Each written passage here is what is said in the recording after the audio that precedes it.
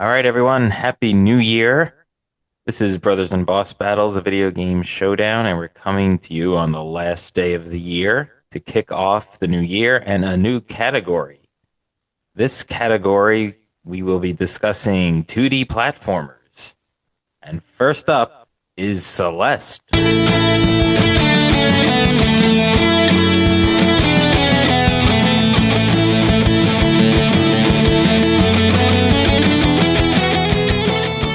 Pete, why don't you give us your initial thoughts on this game here? Sure. So Celeste is a game I really hadn't heard of before we started discussing potentially doing it, covering it on the podcast. I think it was a fan recommendation, actually. But I like it. It's a pretty cool game. It's pretty unique, but also kind of familiar, I think, to probably most gamers. And there's a lot of puzzle elements and like kind of thinking and strategy, but also skillful platforming type elements as well. So it's an interesting game, and I'm excited to talk about it with you guys. And Tom, what do you say?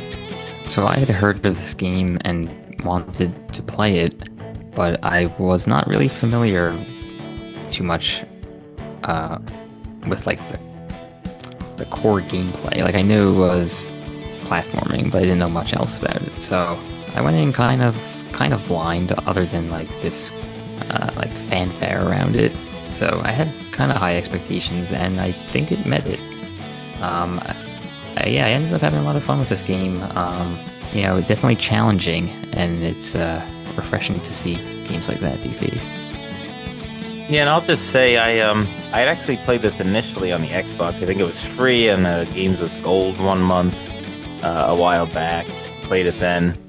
Really enjoyed it. Replayed it again for the podcast here, and it's just it's a really nice modern take on one of the most classic types of video games there are, and they do a really good job of modernizing that classic take and making it pretty difficult, but also adding in elements that make it not frustrating, as many older platformers tended to be. So it's something I really liked, and be excited to talk about it here today. Celeste is, like we mentioned, a 2D platformer.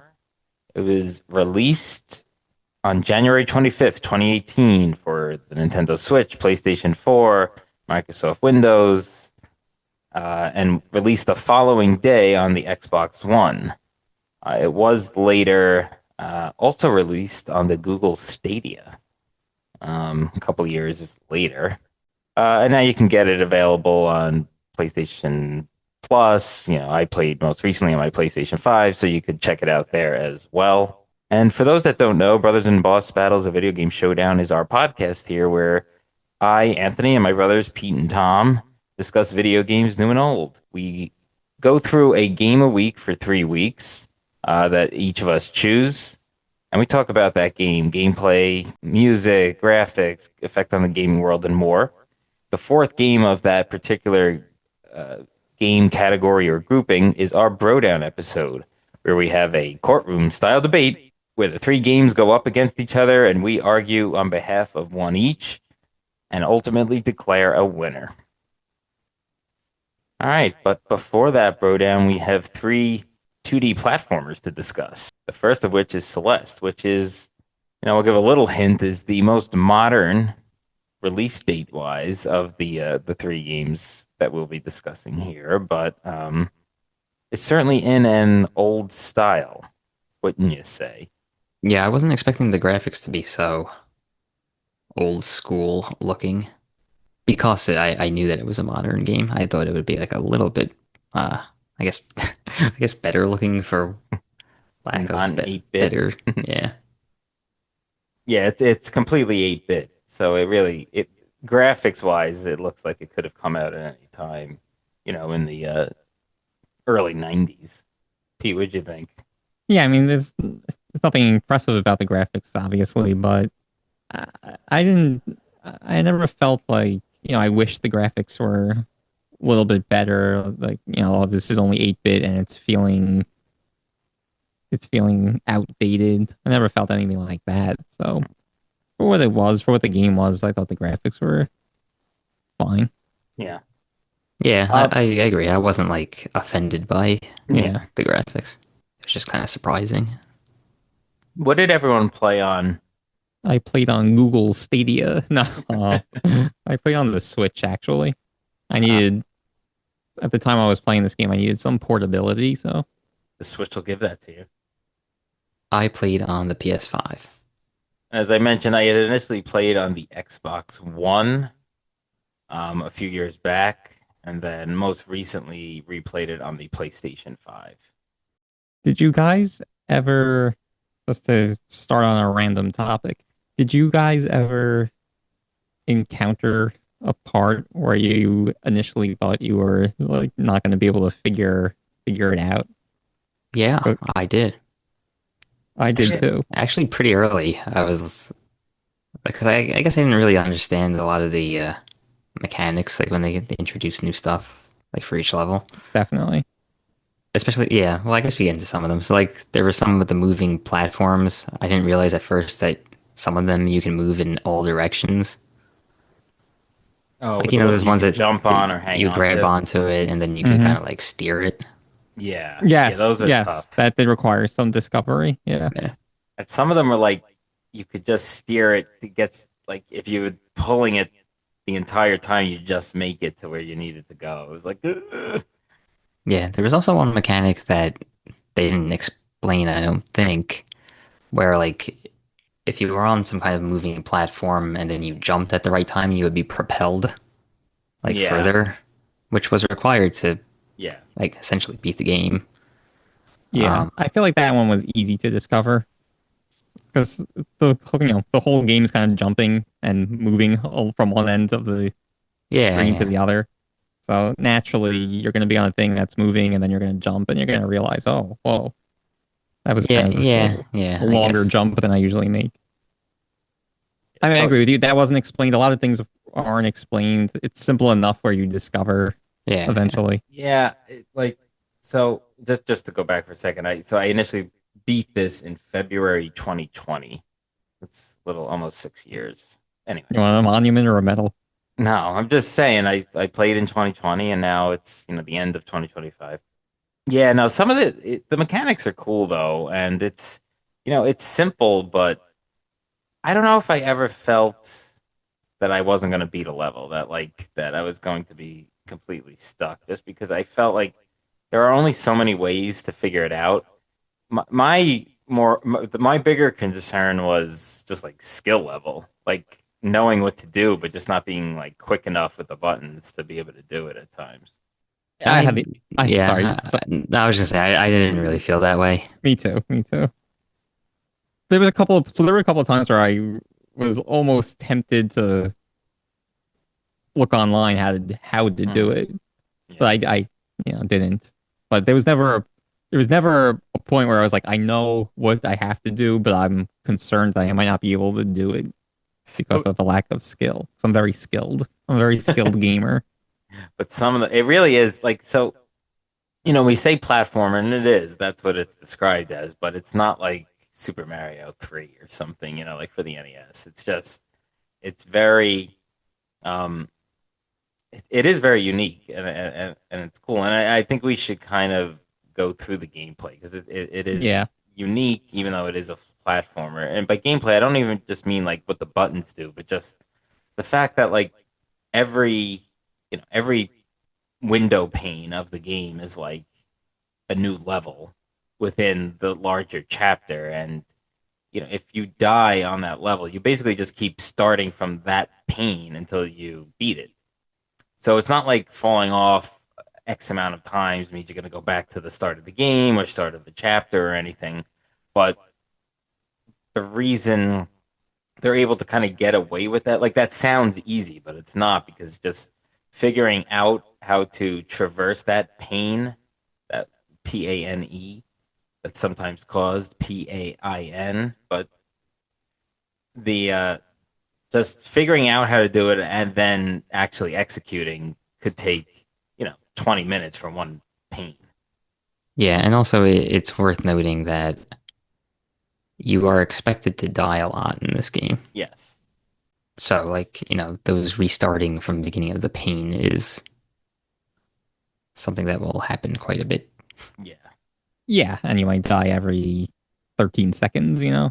while you're Yeah, figuring that Yeah. pain out. Like how we're defining them as pains now, but But as far as your moves are concerned, you essentially you can jump, you can dash in I think it's 8 directions. yeah, Yeah. up, down, left, right, and all the diagonals. Right. And then you can like clasp onto walls. Walls that don't have spikes you can clasp onto or sometimes moving things. I will say you can't hold on to a wall forever. You kind of Yes. fatigue and then you'll Right. fall off Right. basically. Yeah, and And climbing too. Once you grab the wall, you can climb it. Yeah. right. And then each chapter, I guess, would have they kind of have unique elements within it that sort of help you traverse the level. Some of them there's like this floating diamond that if you can get to, you could essentially then jump again, even if you've already jumped. So Right. It's there's really the dashing thing, right? yeah. You have one Oh, you can only sorry. Yeah, you you can only dash once per time you land. yeah. But then if you dash in the air into that diamond, then you can dash again Right. before you land. Yeah. Yeah, I think later in the game in one of the levels you do get a double dash, Yeah. but it's the Yeah. same thing. They just make it harder to traverse. So like you essentially need to quadruple dash and like have to Yeah. figure out how to do that. But some of the other like cool, unique mechanics in certain chapters, like what you mentioned with the those blocks that sort of you jump at the end of the you cling onto a block, it moves and it shoots you upwards or left or right or whatever, and you have to kind of use that to your advantage. There's other sort of mechanics like that as well, Yeah. and that's what makes it fun. I mean, it's basically a 7 to 8 hour time kind of to I think for an average gamer to beat the game, like to get through all the levels, and you know, that it's not that many chapters, so you could tell from that how long you have to spend just trying to figure out and executing to beat them. Yeah, and there are a few hidden things and optional Yes. things to collect that will make it harder. A lot of those things are kind of not on your normal path, but on a more challenging, or maybe not necessarily more challenging, but just an additional challenge that you have to figure out in order to get that. Yeah. So the main one I would say was the strawberries, Right. right? Yeah. Yeah. So that was the main collectible. If you get like all 175 in the game, you get a achievement or trophy or whatever. But those kind of did add an extra element of challenge because some of them were really out of the way and you didn't need to get to beat the game. So, that was another sort of feather in your cap if you can do, and also a way to add some replayability, adds another challenge. Those I will say, the strawberries, a lot of the times I've approached one and I was like, I have no idea Mhm. how you can possibly reach this. Yeah, I had that same feeling a lot of times. Yeah, I'm like there were I'm some go of those where I would need to, or I felt that I would need to like look up a guide to actually see how to do it. I mean I don't know if you guys screenshotted or kept your stats like from beating it. I have mine. Um so Yeah, we'll hopefully probably discuss that at the end. yeah, we'll Yeah, I do it have at it the too. end. But yeah. But the You know, game I, tells you. Sorry, Ant. Go ahead. No, go ahead. Go ahead. I was gonna say there's 175 to get that trophy. I'm trying to plat this game, and I'm at like 172. No, 170 at the moment. And this is like not my first playthrough. So I have my stats from this most recent PlayStation 5 playthrough, where I did try to get a lot of strawberries, but I wasn't necessarily going for the full thing. So I only need 5 more. So I was able to like get a bunch, but I'll go through You, what I had my initial run. so you haven't looked at a guide or anything, or I may have for some, but for the vast majority, I didn't. okay, that's good. And when I did my initial playthrough, I didn't. And by initial, I mean like this PlayStation one. The game tells you that the strawberries don't really do anything. It's just to, I think they say, impress your friends Yeah, by collecting them. Oh, and I will impress. Once I heard that, I was like not trying to get the strawberries. I was actually trying to avoid them as I was going through. So if my count is really low, that's why. You didn't want to impress your friends. I don't need to impress them with strawberries. They also have these blue hearts in each level that are another collectible. And then there's these cassette tapes that essentially gives you a quote unquote B-side version of the level to play through, and that's another a thing you need to 100% the game Yeah, so it's a B-side version of the chapter, right? of the And chapter. they're shorter but more Yeah, challenging right. versions. Yeah. I beat my first one last night. Oh, nice, nice. Just to go back to the strawberries, it does change like one part of the ending. Like you end up making a strawberry cake or pie or something, Mm. and how your friends and allies react to, how good it tastes or whatever, depends on how many strawberries you Mm. collected. So there is that. Yeah, and this game's story, usually we think of platformers and it's kind of usually a basic story, have to save a person and platform through the level. This one they did try to be a little bit more serious about. So the main character is named Madeline, not Celeste. Celeste is the mountain that you have to climb, which I believe there is a Mountain Celeste in Canada. And I believe this game does take place in Canada. So they fictionalized the mountain, obviously, because there's, there's not moving blocks and stuff like that in the actual mountain. But um, essentially, Madeline is dealing with depression and anxiety, and there's like a counter version of herself that sort of acts like an antagonist at points, and it's supposed to represent the anxiety and depression in Madeline. And she meets other characters along the way that sort of, sometimes stand in her way, sometimes help her. Um, but it's a unique take. I guess you don't really get that in a lot of stories in video games, and then also just to have sort of a somewhat rich story in a video game platformer, 2D platformer, 8-bit was kind of unique as well.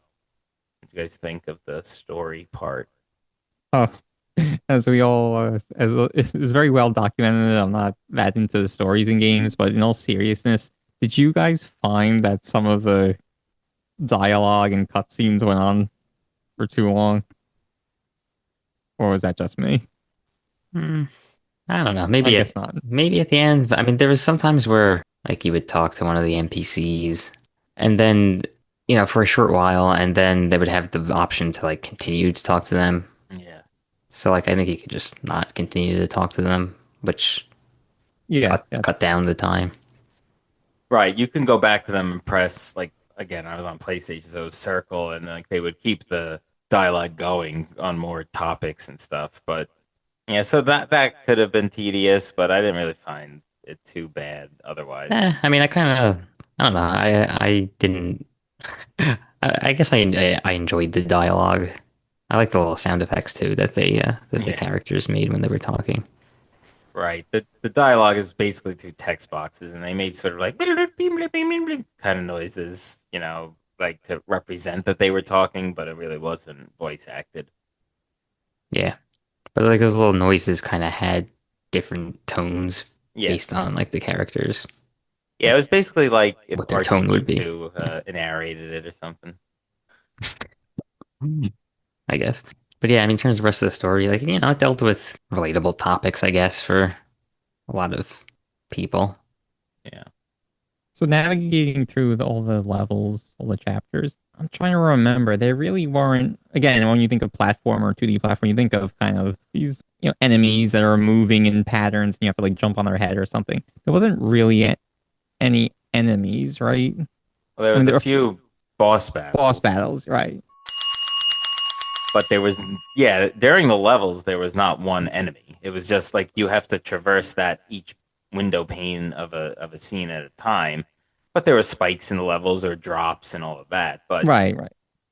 yeah, that's the other kind of unique thing. There really wasn't any enemies. There was just like again, a couple of those bosses. It was like the Madeline's evil self or depressed and anxious self, sometimes referred to as battle line. And then I think that was just an internet thing. I don't know if that was actually in the game. And then there was Mr. Oshiro, which was one of my favorite parts of the game, but like he was another character experiencing anxiety and depression. Seemed like that kind of turned bad and chased you for a while that you had to beat. So Yeah, yeah, the bosses kind of were in the form of they were chasing you, so yeah, now you had to navigate the level quickly, quickly, yeah, which added an element of, you know, challenge. yeah. So you were talking about kind of how they differentiated between the chapters, and like there were those blocks that would move and you could jump off them. One of them that I really did not enjoy was the wind, Uh, yeah. which I think was maybe chapter four. Yeah, I also wanted to mention that as my least favorite mechanic. Yeah, yeah. Really? So Hmm. depending on the pain that you were in, it was either blowing kind of you were moving against wind or with the wind. Yeah. And sometimes the wind would kind of gust, it would stop and then it would gust again, stop and then Yeah. so then there was that timing element that they added again for more challenge. But Some of those were tough because to yeah, get like the strawberries there, you had to use those gusts to kind of like jump accordingly, and like that was it was kind of tough.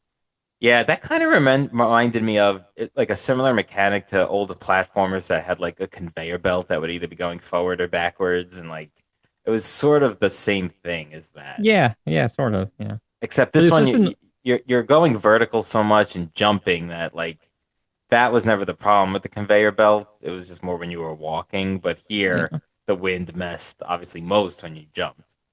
It was just annoying, especially when you were going into the wind. Like even if when you were just weren't really doing platforming or jumping, but just like it took longer to walk Yeah, because you were Yeah, walk like to get to the edge before you jumped. Like I'm glad to hear, Tom, that you had this similar opinion as mine, but that wasn't that great of a mechanic. I think my yeah, favorite level, if we're gonna kind of do that, because I mean it's really kind of a level. I mentioned it before, but the Mr. Oshiro level, like where you have to clean out that hotel, that abandoned hotel, that you kind of find out that this Mr. Oshiro is just a ghost that kind of never got over this hotel not working out that he What managed or owned. spoiler alert, by the way. Oh yeah, spoiler alert. Um, but I don't know, that level was cool because like all like that was the one with the red goo, and like sometimes it looked like red little like hairy things, but once you started walking or clinging onto the part of the wall or block that had the hairy things and moved, it would turn into the blob, like the little red outline of a blob thing that would kill you if you walked into it. Yeah, basically you can only walk Land on a part of the floor or the wall once, right. I don't know. I just thought and that was only for a second or two. yeah. I thought that Yeah. was unique, and I thought that whole level was cool because it was like the only one really like inside of a place.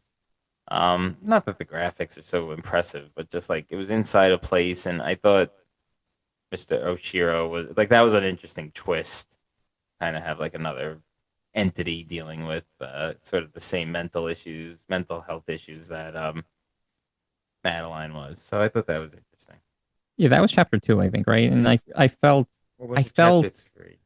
okay. Well, whether it was two or three, I mean, so it's kind of it's in the first half of the game, and maybe that has something to do with what I'm what I'm about to say. But I felt like that was the chapter, like that was the point in the game where I was like impressed with the game. Like I was learning, and I kind of knew what the mechanics were at that point, and I wasn't bored with them yet.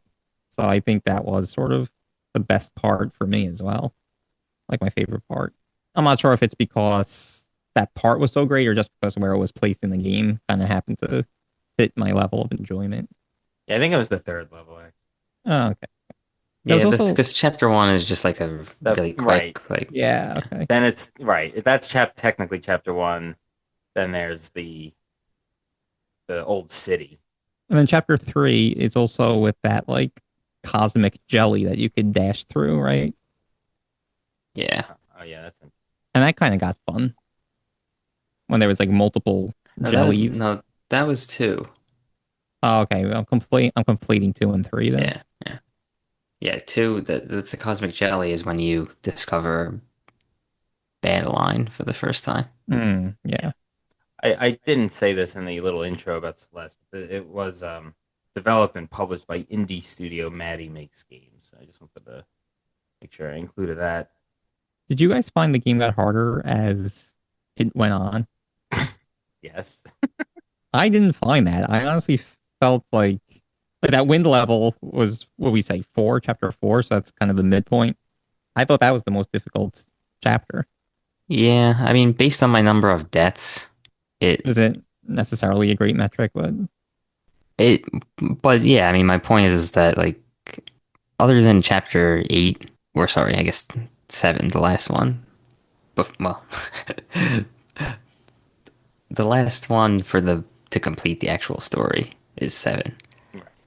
That was my highest death count. But other than that, it was 3, the Celestial Resort. Hmm. hmm.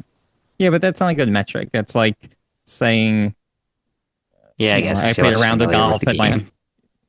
No, that's just that, but just maybe, I don't know if there were as exactly as many, parts, pains, that was what we're calling them in each chapter. You know what I mean? That's true. Yeah, It's like playing a round of golf and saying, "Oh, I had the most strokes on the whole 7, so that was the hardest." But Wow. meanwhile, the par was lower than whatever. Anyway, I don't think it's a good metric. How did you feel when you played the game? What was the most difficult? Or did you? I guess my question is, did you feel generally it was started off easier and then got harder and harder? Because I didn't feel that way, I guess, is my point. nah. Well, I mean, I think it's kind of like, bookended where it was really easy at the beginning. Or I'm not gonna say really easy, but it was easier at the beginning, and then the last chapter was very hard. But in the middle, it was just kind of like toss up. Okay, okay. I don't know. I felt once you got like that double jump that we were talking about, I felt like it actually got easier for me. Yeah. You know what mechanic, like, it was later on, but didn't seem that difficult, was the one where you kind of turn into that, it's almost like a shooting star. Yeah, the feather. But yeah, oh, the feather, yeah. Oh And like I yeah, felt, and that was later on in the game, and that one I felt was one of the sort of easier things to do. I didn't have Easier, much of a, quote I didn't, unquote. I mean, yeah, like I not didn't have like, much of a problem with it. And before I got to that point, I was just kind of reading about the game in general on like online and on the message boards, and I felt like I saw some people complaining about that mechanic that it was difficult to control. I mean, I guess it was a little, but Yeah, but that was kind of the point almost. yeah. Like I was expecting something really, know, poor controlled, and I didn't feel that way once I got to it. I will say with that one in particular, I was playing most of the game with a D-pad, but for that, the feather thing, Mm. I had to use the stick, like in order to actually control it, the analog Yeah, stick. that's an interesting point actually. Just in general about the D-pad, because I did feel like I was using the joystick most of the time, but sometimes I had to go to the D-pad because I felt like I was trying to go diagonally, and it would make me just go, up or horizontal. Yeah. I was kind of the opposite, where I was using the D-pad most of the game, but sometimes where I wanted to consciously do a diagonal move, I had to use the stick to actually make it Interesting. work. Mm. Interesting. Yeah, that was, I guess, kind of one minor complaint I had with the game was that, Yeah. a lot like you had to do these moves sometimes very quickly in quick succession, especially when you get the double jump Yeah. or the double dash. Yeah. And a lot of the times with the diagonal movements, it just seems like it didn't work the way you wanted it to. Yeah, that's why I had the exact opposite recollection. Whereas it was difficult for me to do like just a straight horizontal movements, and it always made me go diagonal. Well, yeah, I Again, mean because I was using the stick. Yeah. but that too, Okay. Yeah. like the actual like direction wasn't really the issue. It's just like when you had to change really quickly, like to go like right and then up, for example, was even. Hmm. Sometimes I would go right and then diagonal right and end up killing Yeah. myself. Yeah. I thought the mirror temple level of chapter 5 was pretty interesting. And that actually has some of, I guess, non-boss bad guys where it was, these we kind of forgot to mention, but they were like those I don't know that they weren't skeleton heads, but I guess they kind of almost were. But I think they were called the Seekers, and they would almost like try to attack you, and you'd have to kind of get them sometimes to bust open like blocks and stuff like that to reveal like those coins to open like another block. And then there was also that was the level where you have to carry Theo, and we'll get into the other characters. And that was a pretty unique part too, I think. You guys remember that? No, I don't actually. You I don't mean, I remember? remember the part when you had to carry Theo, but I'm not remembering those enemies that you're talking about for some reason. They look like skeletons, you said? No, no. There's like fish eye things. Yeah, I think I remember that. I don't really remember. For some reason, I'm not remembering what they look like. But now that I'm thinking about when you said you had to like carry Theo, I remember having something Yeah, not chase you. necessarily chasing you, kind of chasing you, right? Like moving Yeah, around yeah, yeah. the level. Yeah. I And do remember that. did it also like shoot at you like a laser or something? That I don't remember. That may have been another boss battle that was And shooting something at you. As the listeners could, well, I was going to say see, but hear, the core gameplay didn't change from chapter to chapter, obviously, but there were a lot of interesting things to keep each chapter feeling different. yep. So much so that I forgot about some of them, and Tom even thinks there's lasers. There was a part with lasers though. Oh, okay. All right, we were talking about some things, and we're going to talk about some more things here regarding Celeste. I think we were talking about lasers, actually. All right, the lasers and blazers. Did we figure out where the lasers are? I think it's one of those where they're chasing you, where you're getting chased, and That sounds right. Yeah. they do. I think it's coming from like you're going to the right Yeah. and the lasers are coming from the right. So you have to Yes. like, yeah, Dodge them. yeah. Yeah, it's like one of those chase sequences. But it's not Eh, really a chase. It's Yeah, I know, but sorry. I didn't. There's also some keys that you have to get to unlock doors. Yeah, yeah, and it kind of like you get to the key, it floats around you until you get to the door, and it's good. Even if you die post getting the key, it stays with you when you respawn. Right. Yeah. The game is very highly regarded. It is. It critiqued well. Yeah. I can see why. I don't know. I feel like this might not be everybody's cup of tea, but I think I, it's a unique and very well done game. yeah, I think it's like I don't know. I don't love platformers because I do kind of find them boring and repetitive, and I never for once thought that in this game. And I just generally really like this game, not just as a platformer, but like it in general. What did you guys think of the other characters in this game? There's not too many, but just enough to spice it up a little bit, I think. Oh, Shiro was fun. Yeah, I thought he was interesting. I liked his level. Yeah, because when you meet him, you don't really know what's going on with him, Yeah, if you could trust him or not. And yeah. yeah, Just again, spoilers, especially this is sort of the maybe some the story or character elements we'll be discussing here. Yeah, it turns out he's like a ghost that never got over like his hotel failing, and that's the level we mentioned earlier in the first half of the episode.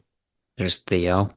Yes, Theo is sort of the human boy that you meet pretty early on. He's, you know, kind of put it like kind of like stereotypical kind of young person these days wants to take photos on his phone of everything. Yeah, I mean, I don't know. The scenes between him and Madeline were, nice, I guess. Yeah. Yeah. He's He provided some comic relief at times, yeah. but also like, there was that one scene where he told her to, what was it, like, picture yourself as a feather or something Hmm. like that. Yeah, to like help her get over her panic attack or whatever it was. Right.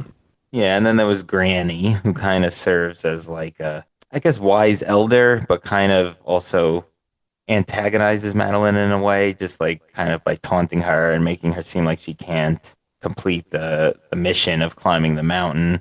But it was more just to push her, not to be mean, I feel, or to really get in her way, but just to kind of be that kick in the pants. And then there was, as we mentioned before, Madeline's depression and anxiety personification of Badeline. So that was really it. Yeah, I mean, I almost don't remember the Granny Really. character. Hmm. Yeah, I mean, Battleline was a good, or Battle Line was a, Battling. battling. uh, yeah, I mean, that was a cool character that also, like, you know, integral to the story, but also becoming a kind of like key gameplay point later in the Right. game. Yeah. Right. Part Because, of the progression is that she becomes an ally. yeah. And then, because of that change, that's when you get the two dashes. Right.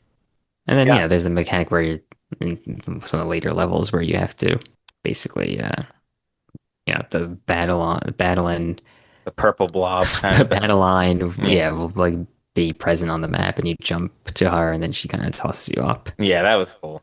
Yeah, in a cinematic fashion. Yeah. And it was cool because it kind of represented that you can't really get rid of that part of you, but you could just kind of work together. And that was sort of that whole point of that metaphor.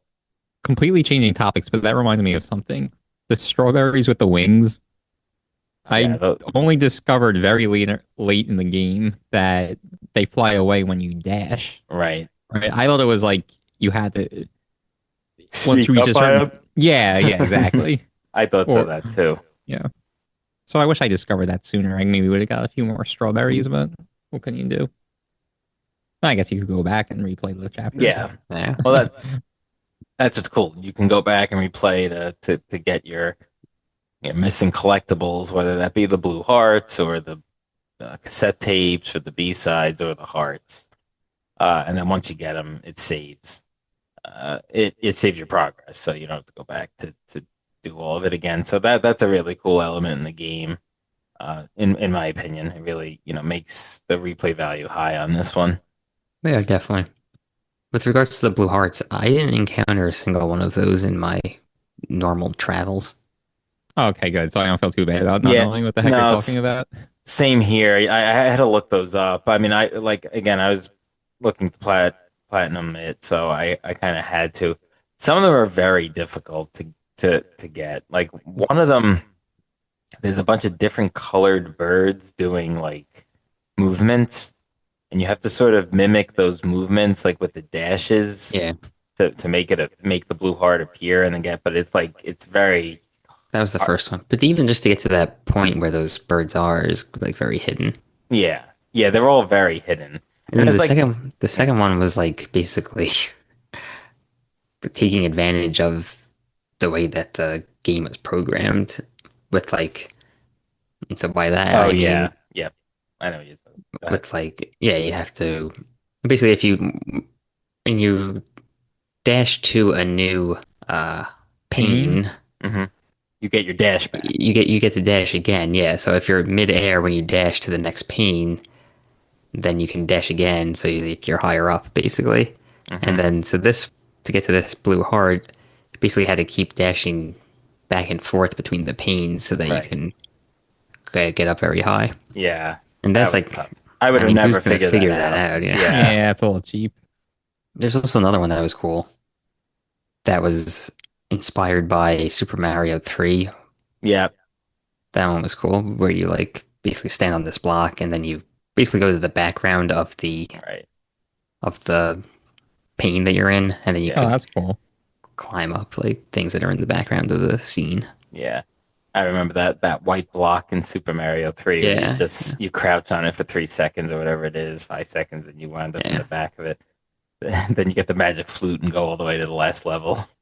yeah. Yeah, so that was cool. Like draw some inspiration from that. Yeah, definitely. So I didn't do anything after.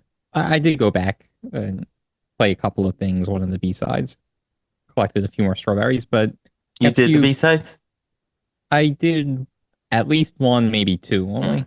I collected three or four, but I only actually went back to play one or two of them. mm. But so anyway, after you complete the story, there's there's one more chapter, right? But you need At least four certain blue hearts. Okay, is that what it is? Yeah. Yeah, you need certain credentials to get past there, which I didn't have. But Yeah. they don't tell. That's Do they tell? chapter Do 8. they That's tell chapter you 8. what you need? They Well, showed the like silhouettes of four of the blue hearts. yeah, Oh, okay. it's a blue like there's like a blue strip blocking your way, and it has four like outlines of hearts. So I kind of Right. knew what they Okay. were going for. Yeah, So I assume you guys both played that chapter 8.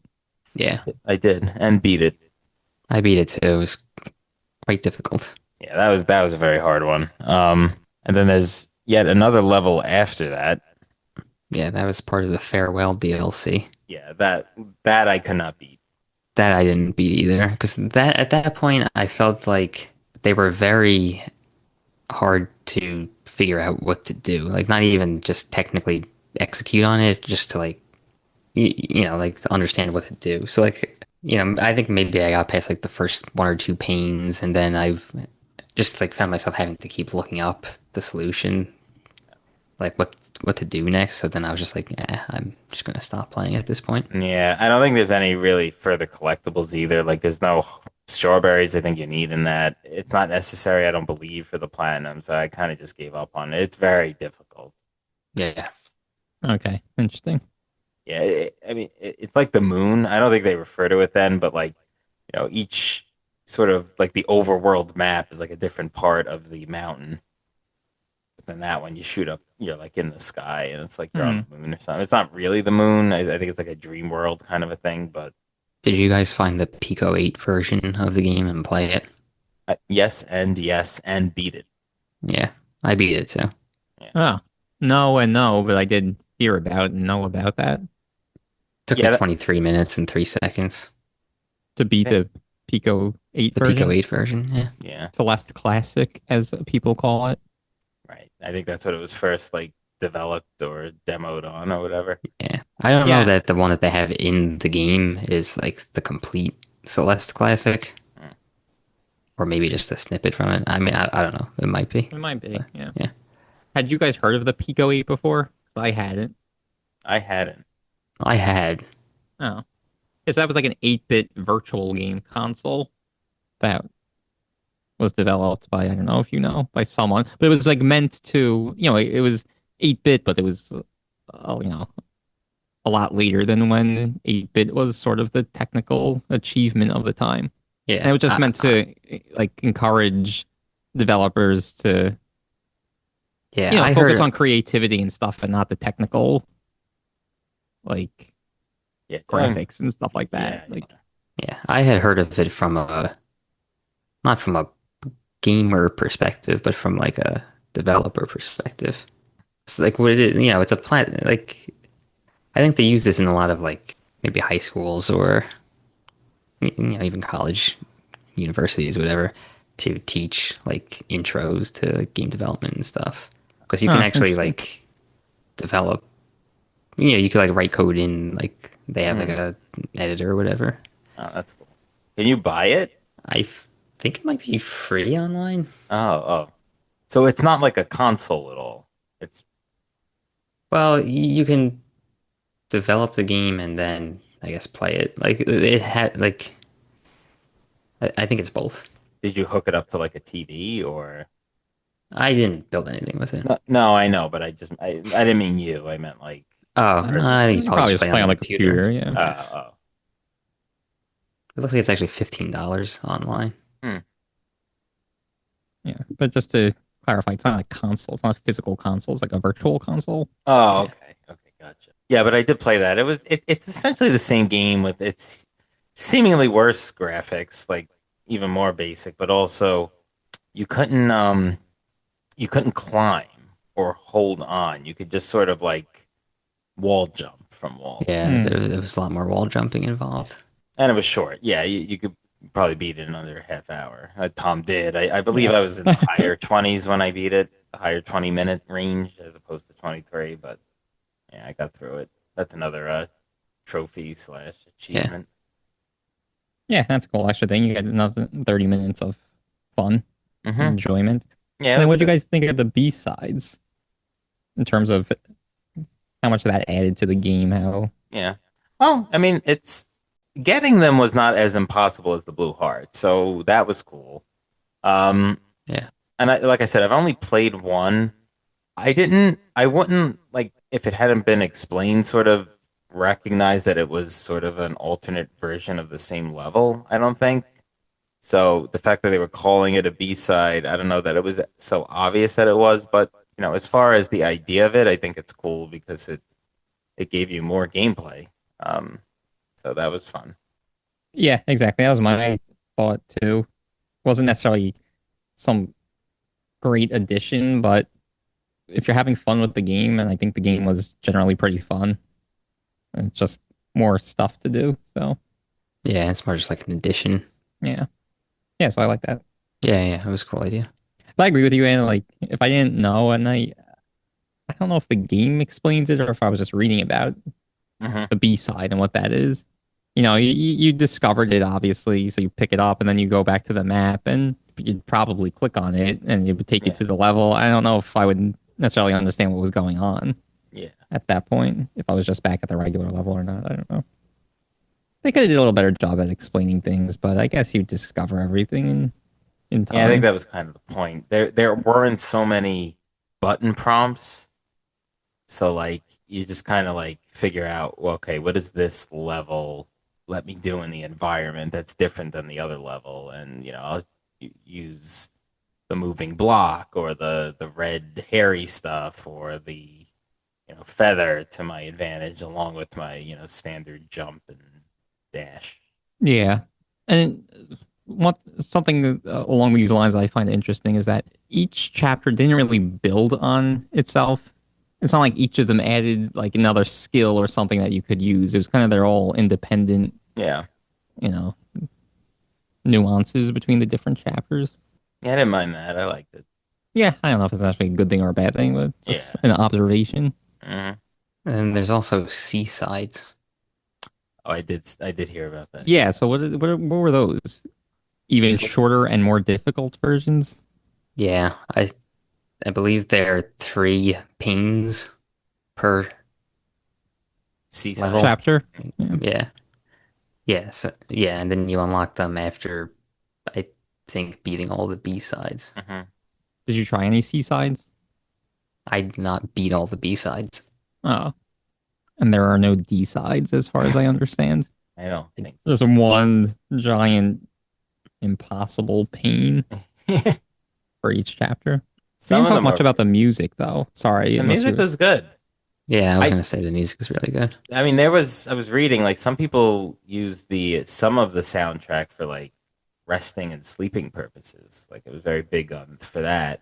And then hmm. some of the other, more energetic songs, like they were very sort of MIDI sounding, but not actually done on a MIDI kind of program. I think it was just, but just sounded.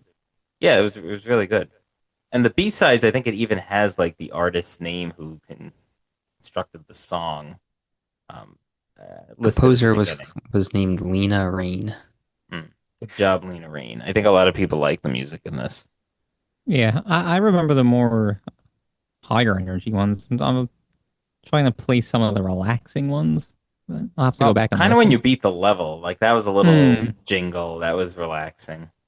true. Yeah, I think it's just like in some of them that were like, I don't know, some of the levels that were more like fantasy, like Hmm.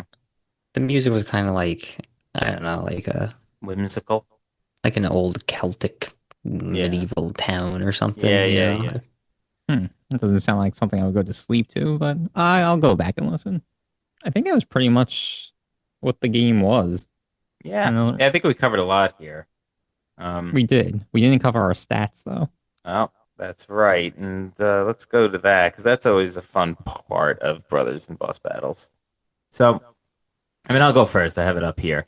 So this was I mean, I guess not initial playthrough, and I was going for some strawberries here in my first PlayStation run through, which I did a little while ago, a few months ago. So as I mentioned, there's 175 strawberries. In my first playthrough, not looking at how to get any of them up, not any of that, I got 88. That was coupled with 1,770 deaths. I know that sounds like a lot, but that is not an insane amount.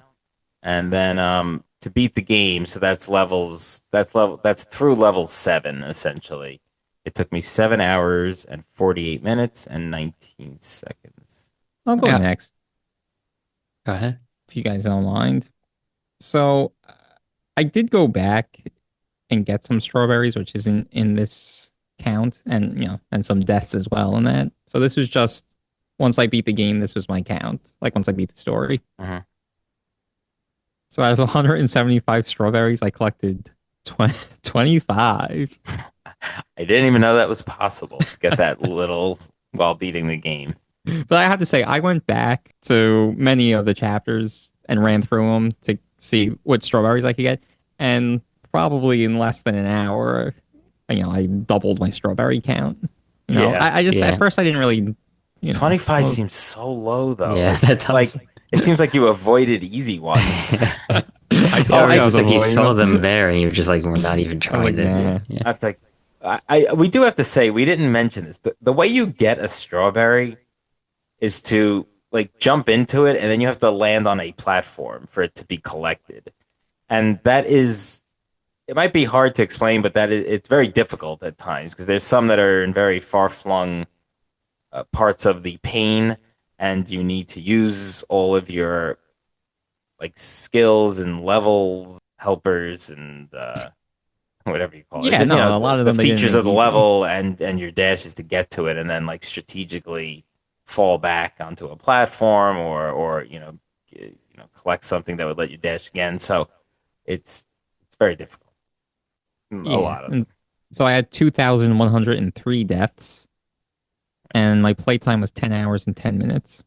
I am winning this brothers and boss battles. But remember, I was playing on Switch, and I That's mentioned true. I needed portability for various reasons. So, Yeah. Well, you playing on the know, Switch is a giant handicap. So, all yeah. right, Tom. That is true. I have initial play through level 7, 51 strawberries, 1,593 deaths, and playtime 7 hours, 53 minutes, 47 seconds, and 536 microseconds. I didn't give my microseconds, but when I was reading it, I was like, wait, am I reading this wrong? I Yeah. don't so many numbers here. That's Um, pretty good. but yeah, so I I also found it kind of like like so after you beat level 7, then you kind of get locked out at level 8 because you need the blue hearts like we discussed. Yeah. So I went back, did level 1, yeah, level 1, 2, etc. And I found Three? and I found even 3. Actually, I'm not sure if I did 3, but yeah, like I found that I was getting a lot of the strawberries that I didn't initially get, at least in those first 2 chapters. Yeah, I felt that way too. You And know, I just feel like maybe that's not the best game design, Ben. Maybe they should What do you ease you mean? into the game more.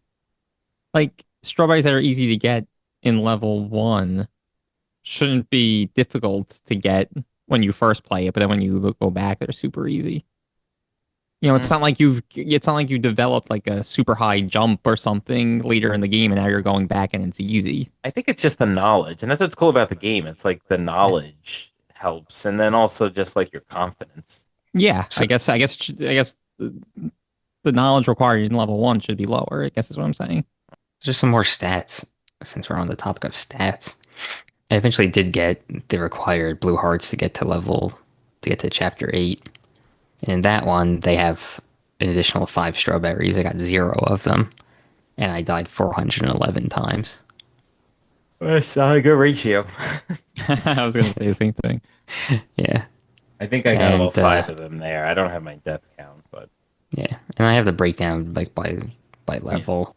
which the game collects So for you.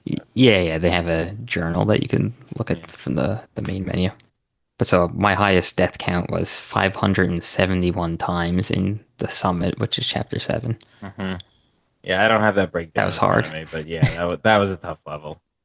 Yeah, there are times it's just like you're dying repeatedly. You'll die like 13 times before you figure out like even to get to like the middle of a pane, like just like to figure out how to get to like maybe through the first portion of a pane because some of them are like multiple. So Yeah. It's very frustrating, but like it's not very frustrating. I was gonna say it's very difficult, but it's just it never really felt extremely frustrating for me. Like this was, so, we died 2,000 times on average, and it's like I find it so less frustrating than like I don't know what am I gonna call out here, Banjo but Kazooie. well, yeah, but that's a 3D platformer, so it's like I don't know Castlevania or something, like for the NES or whatever. It's just where like if you didn't get like cheaply killed all the time, you could probably beat it in like 45 minutes that game, but like or games like that.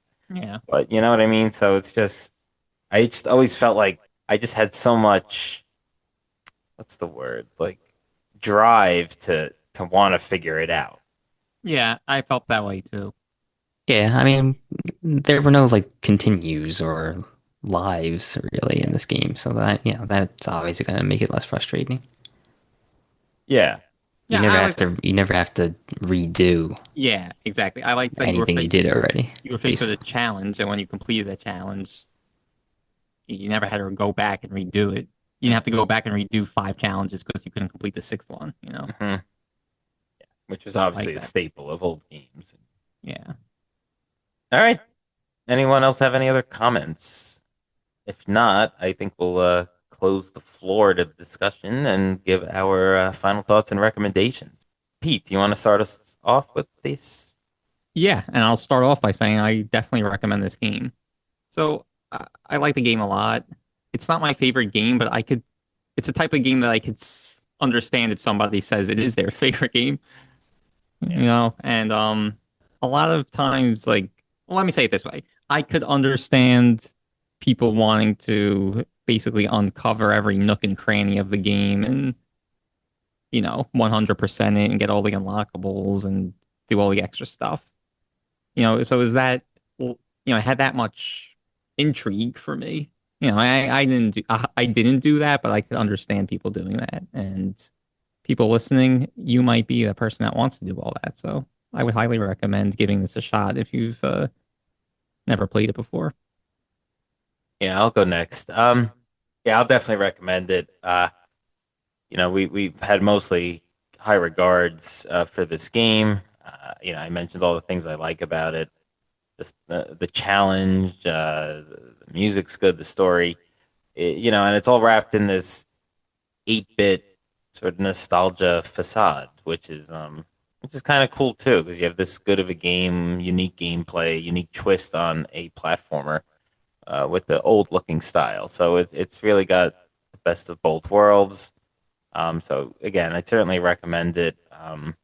The other good thing about it right now, it's depending on where you're playing it, I believe it's still on PlayStation. Well, it's on PlayStation Plus. I'm not sure which tiers. It's definitely on the highest tier there, if not more, for free.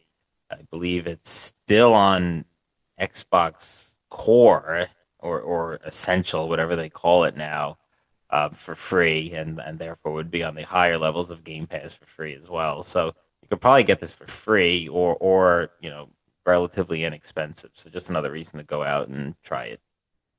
All right, Tom, finish us off. Yeah, so it's going to be a clean sweep for the recommends. Yeah, definitely recommend it. It's just a lot of fun. Challenging but not frustrating, as we've said a couple of times already. But yeah, I mean, I think that's really an important aspect in video games in general, especially this kind of genre. Uh, it's not like a single player or triple A like cinematic masterpiece kind of thing. So you're not really playing for that. Although there is, a relatable, interesting story there too, um, to enjoy.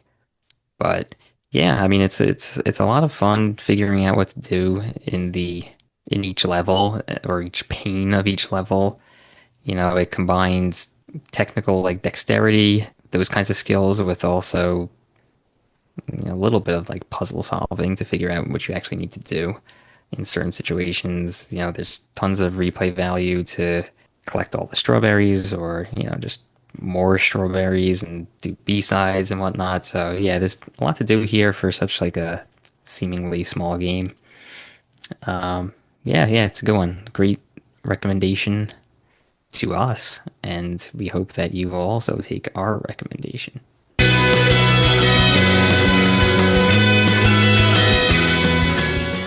All right, there you have it. 3 recommends for Celeste, the first video game we're discussing in 2026 and the first of our 2D platformer category. Check us out on Instagram and X, Twitch, and YouTube at Bros Boss Battles. That's BROS Boss Battles. And make sure to like and subscribe wherever you get this podcast. Check us out in 2 weeks when we'll be releasing a new episode, the second of our 2D platformer series. Until then, take care and Happy New Year.